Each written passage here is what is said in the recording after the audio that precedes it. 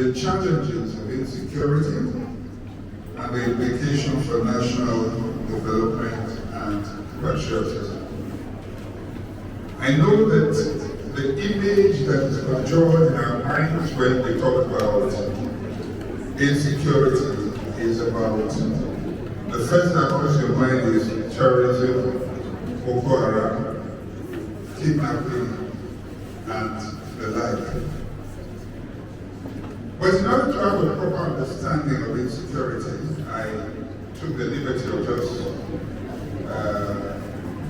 drawing from a definition for the Oxford's dictionary and so on online, and said insecurity is uncertainty and or anxiety about one's self.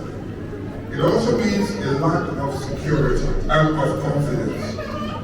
Another definition is the state of being open to danger or threat, lack of protection.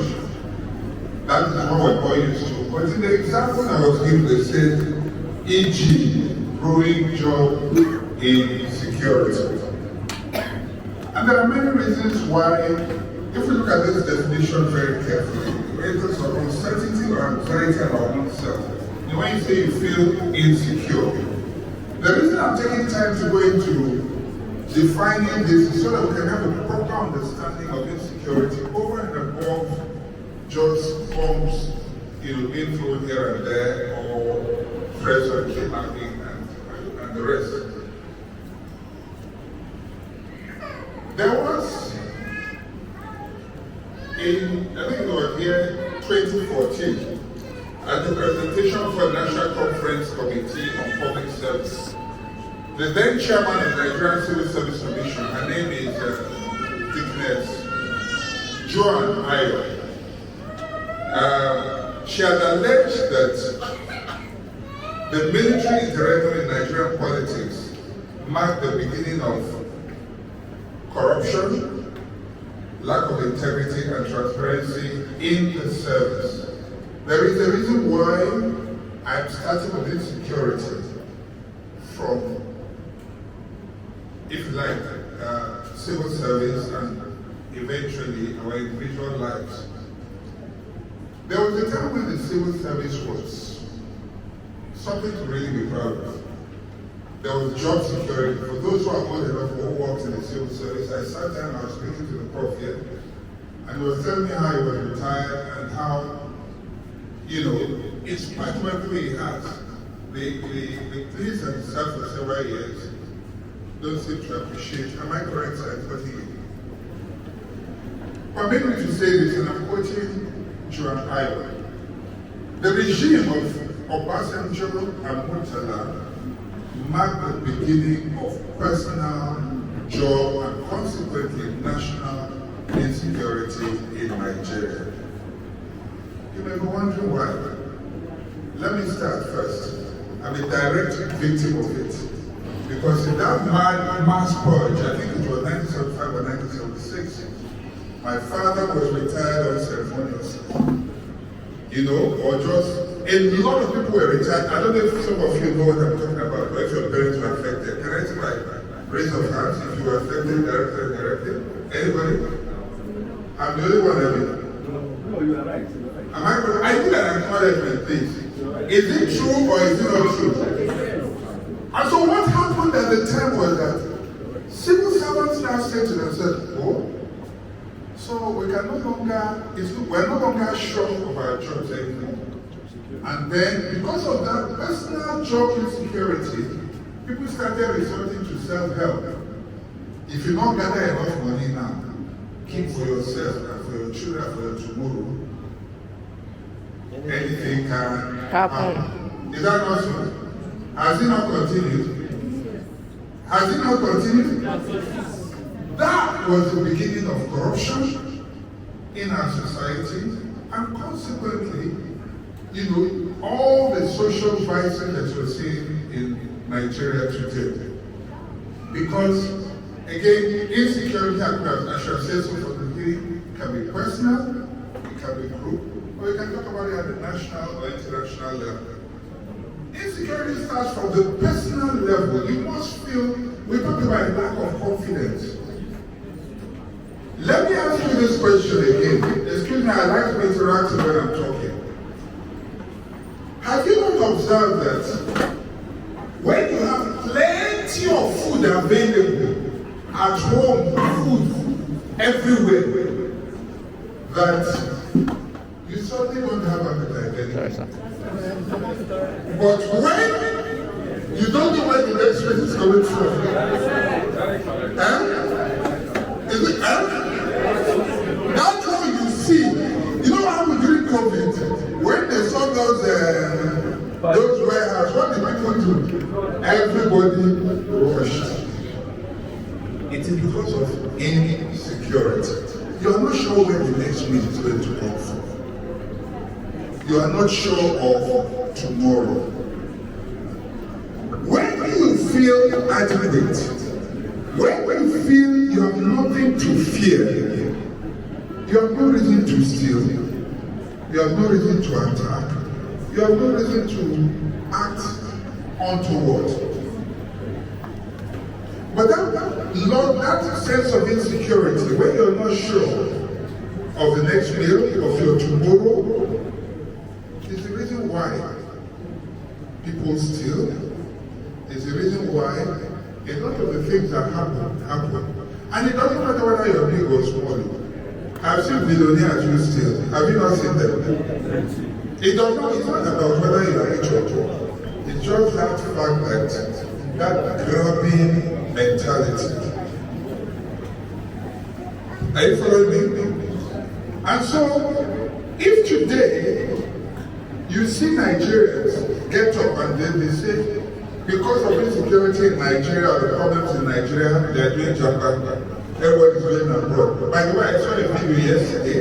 I don't know how many of you saw it on WhatsApp, where a guy was in an underground park. There was a whole family of Nigerians lying. You saw it? What a shame. That person may have been a senior, a big executive in the bank. Because you are carrying his entire family, that will not cost you less than 20-30 million. You know that? To move the entire family, it means in Nigeria, he had money. He relocated, now he's sleeping in the basement with his family. But you want to ask yourself, the country he went to, is it necessarily safer than Nigeria? Gun incidents and crimes in America are by far worse, statistically, than what you have in Nigeria. But you know what the problem is? It's a perception. But more important, we're talking about security. In those countries, in spite of the fact that there is so much gun violence and whatnot, there is one thing they're sure about. When they pick up their phone and call, somebody will respond. Is that true? They know that the government has got their back. They know that when they go hungry, they can get social security, they can get food stamps, and somebody somewhere will take care of them. Whereas here, you may see everything, but you're not sure. That lack of assurance, that lack of confidence in the system is largely responsible for the state of insecurity, which is the reason why people would live 70 years, go into the Sahara at great risk, because they feel that somewhere out there they might feel more secure. It could be a perception. It's not necessarily true. And how did we get to the state that we're in today? There's a total lack of trust amongst us as Nigerians. And this has fueled to a very large extent the state of insecurity that we have. I know there was a time when you could as an Igbo man, contest for election in Lagos and he voted in. Is that true? The mayor of Enugu once upon a time I'm told was a Yoruba man. I don't know how many of you are aware of it. This was maybe in the 60s or so. But so much has happened to us today. Our politicians have divided us along so many lines. Now let me crack a small joke. It's not a time fight, I'm sorry if there will be any. But there is this joke that it is bad manners to talk bad talking. How many of you have heard that? It is bad manners to talk while you may say eating or talking literally. But also notice, when politicians conspire and they are talking, they don't talk. When you start hearing voices, it means that one of them is being shortchanged, full no recharge. And then what do? The next step is, not mind you, they don't like us Yoruba people, or they don't like us because we are Christians, or they don't like us because we are Muslims. He's not saying they don't like him. At that point, the person they don't like is us. But when he was talking, he was quiet that time. Nobody was hearing his voice. Do you understand what I'm saying? Very, very quiet. When they are sharing money in the National Assembly, you don't hear anything. Do they involve you? The day one of them loses out, immediately you bring all of you and push us into the streets. And if you see the insecurity that is happening in the north, it is fueled largely by politicians. How? When things are not moving the way they should, and I don't know how many of you speak Hausa or understand Hausa here. How many of you do? Anybody? You do? You do? Any other person? You do? Okay. If on WhatsApp, you may or may not have seen some videos in recent times where you will see in the mosques where the but in recent times where, let me look at it, where it came on, you find a situation where politicians were sponsoring preachers in these religious houses. And it was not a matter of the Christians that got there, they are now taking over Abuja, and they have now taken over our land. It is not the imams that are talking. Politicians who want to make a point are the ones that are using them to fuel these embers of disunity and confusion to separate us. I grew up in Jos. I grew up in a place where I could sleep in my neighbor's house. It didn't matter whether it was Hausa, Igbo, or Yoruba. It's just like living in the barracks. It didn't matter to us then what your religion was. As a matter of fact, the school I went to, secondary school, we didn't even know what your religion. None of those things mattered at all. At what time did we begin to lose it? And why? We have allowed the people who rule us to, out of their own selfishness, or for their own selfish reason, They follow the camera. dividing Automatic. us. If you look the I watch a program every morning. Pastor Jerry is, I'm sure some of you know him there. How many of you know him there? He's an Igbo man. But when people come to give testimonies, when the Yorubas come to give testimonies, they don't say he's an Igbo man. They collect the blessings. Is that not true? Please answer me so that I will be ginger.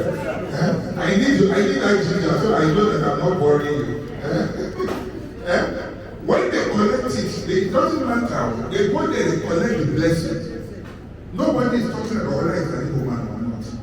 When they go to camp, first Friday of every month, the Igbo man that goes there doesn't say it's the Yoruba man. He just goes there to collect his blessings. What are we doing to ourselves? Insecurity is not just about Boko Haram. It's environment are we creating among ourselves? The environment of distrust is the beginning of insecurity. When you don't trust your neighbor, you don't feel secure. Or if your neighbor gives you a reason not to trust, to be afraid, when a little thing starts, the neighbor that you know very well will be the first to point to your shop and say, burn him or do this or do that. How can you feel safe in an environment like that? Then people begin to resort to self-help. Because at that point you know that every man for himself and God for us. Is that the Nigeria that was a dream of our fathers? Is that the Nigeria we want to leave for our children? This has had a great impact on our sense of patriotism, because we're looking at the impact of patriotism on our national development. I have to take time to establish this background. How can you be a patriot when you don't feel that your country has got your back?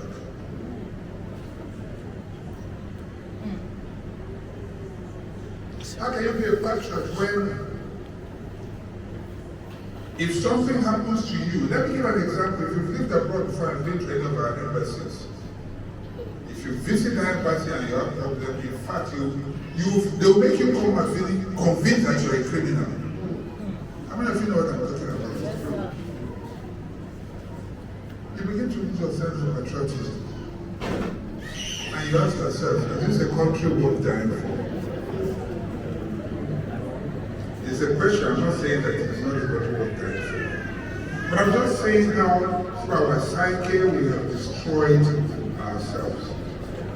The embassy you go, they will block the door.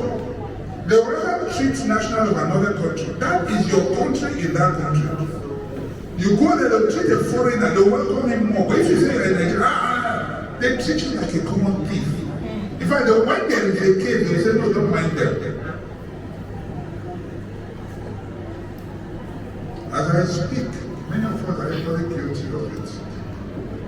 Ask yourself, what do you say about Nigeria? With our very mouth, we are destroying the country that we're in. When you invite a foreigner into this country, I don't know if you've done it as a group, but let me tell you where your own guilt starts for this group that we're in. You give him more security than he really needs, and then the guy feels that truly Nigeria is not safe. But why are we not dropping dead everything? When I come to a foreigner into this country, they go to the North Point tourist destination, but you know where I give them to? Balogo market. Will anybody attack them? No. They go there, they see huge population. They might even feel claustrophobic because the work is like choking. But they then see how friendly Nigerians are. You get what I'm saying? They see how they bring their oil. They see our colorful fabrics, they see how people smiling, welcoming them, and when they attend to them, when they want to buy things, they see Nigerians as they truly are.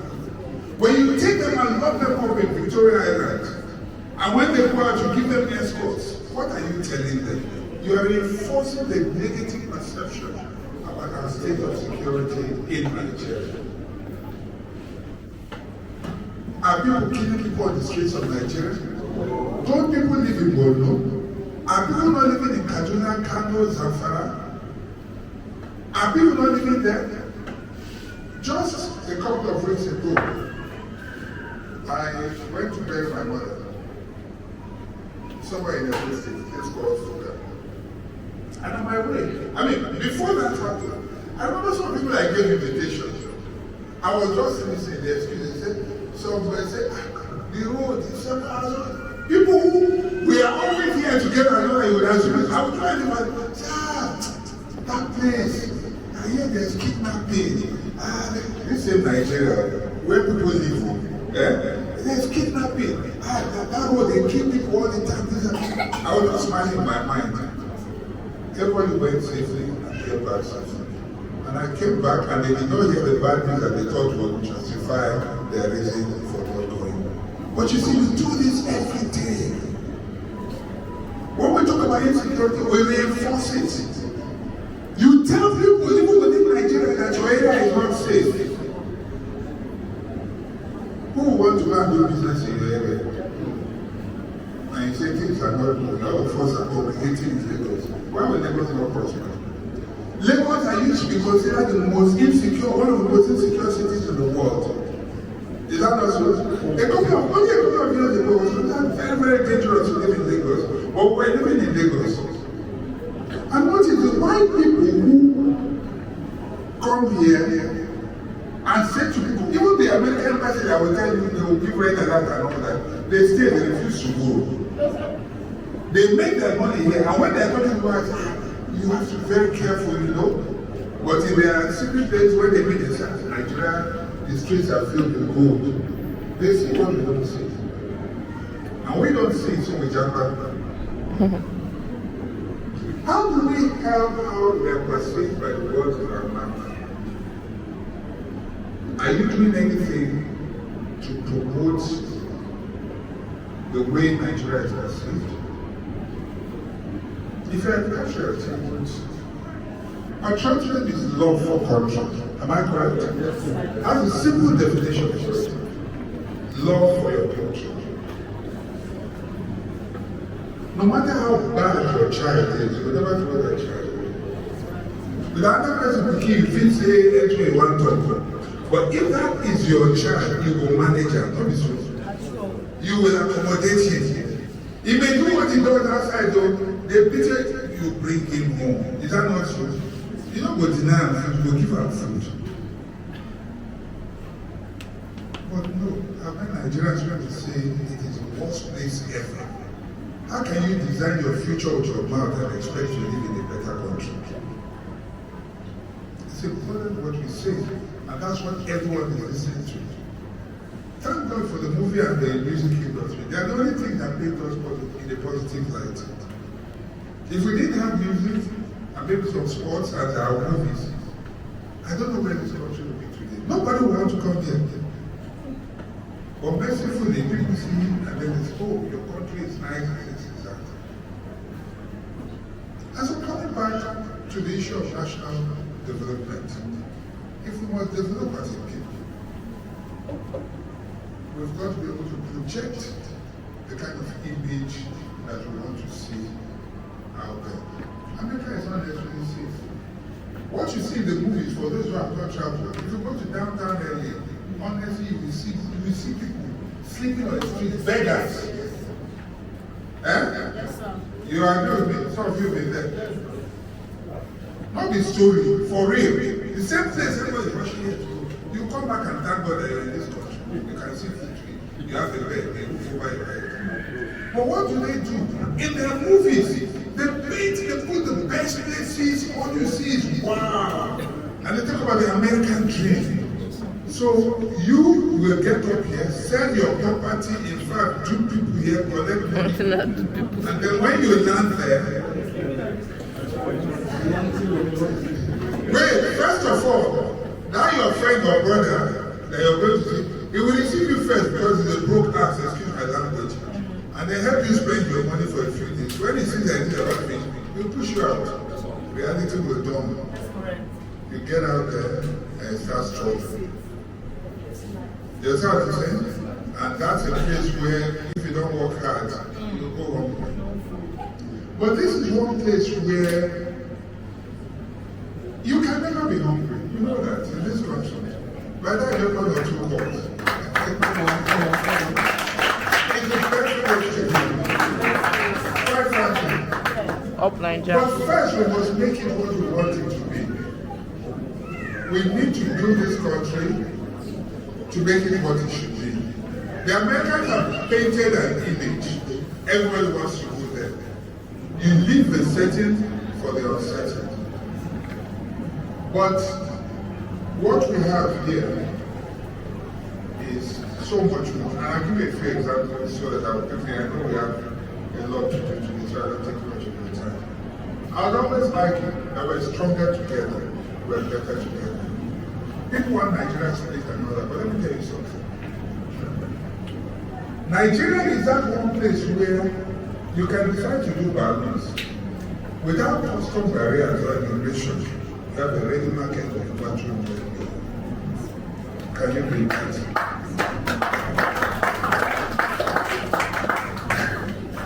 The rest of West Africa put together is not up to what you have. We are like, how do I put it now? Most of West Africa, everything that way. Gambia is about 3.something million, which is about baby state. The population of baby state. Baby state is more populated than the Gambia, but it's the whole country. So what you have there, the market is limited. If you have ever gone through Seme, you will know how difficult it is to carry the goods across the border. But here, 200 million. Man can leave Zamfara and come to Lagos the next morning through trailer, and he can come and get a job. Can you get up like that and go to the job? You see that easy? You are blessed, but you refuse to see it. Again, if we look at our topography and everything that we have, it's just that it's unfortunate we've not started tapping them. The gold in Zamfara, the Chinese have been there and I've seen it. The Chinese and the rich and the politicians are the ones exploiting it now. The gold we have in Zamfara can compete with what you have in Ghana and South Africa. And that is their main system. But we don't see it. And you know what is fueling insecurity in Zamfara? This same corruption. The bandits are there, the politicians are there, the Chinese are there. All of them struggling for that same gold.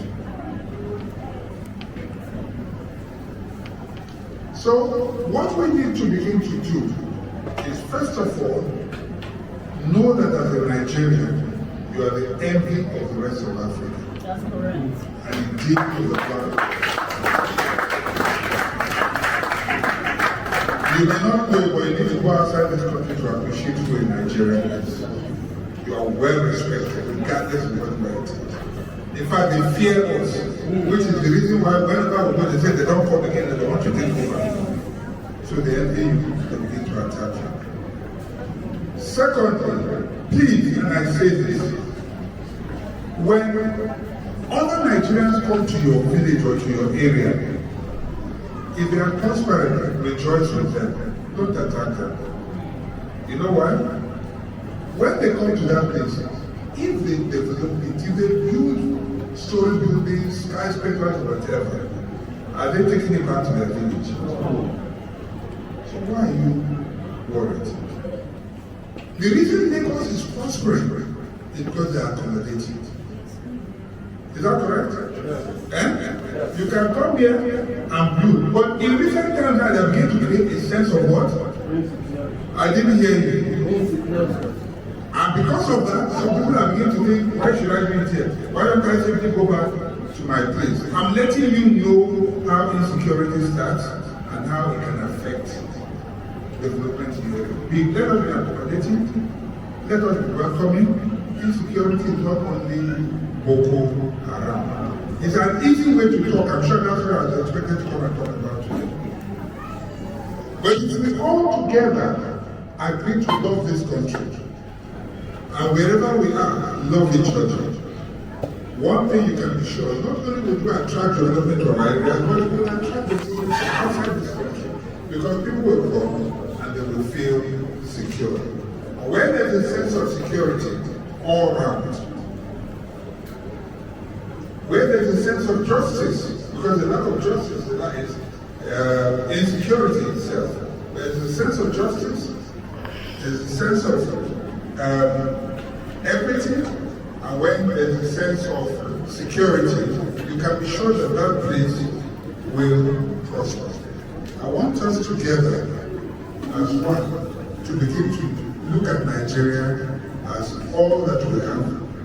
Look at Nigeria for what it is, as that prosperous nation God has given to us, as that place that we need to develop, as the only road that we have in our hands, and that if we nourish it, if we believe in it, if we speak well about it, Nigeria will bless us. In conclusion, I want to say this to you. When this administration came, a lot of people said all sorts of things. Normally I would take sides and all that, but I said to myself, if the country is good, some people will not prosper. Is it not true? Yes. If the country is bad, some people will still prosper. Is that not so? I have chosen that even if it is the devil that is on the throne, I will prosper. So, I want to say to you, if Nigeria better, some people will prosper. If Nigeria bad, some people will prosper. If Nigeria bad, some people will prosper. If Nigeria good, some people still will prosper. But let us make up our minds that whatever the situation is, Good or bad, security, no security, good or bad, we must prosper. Thank you very much.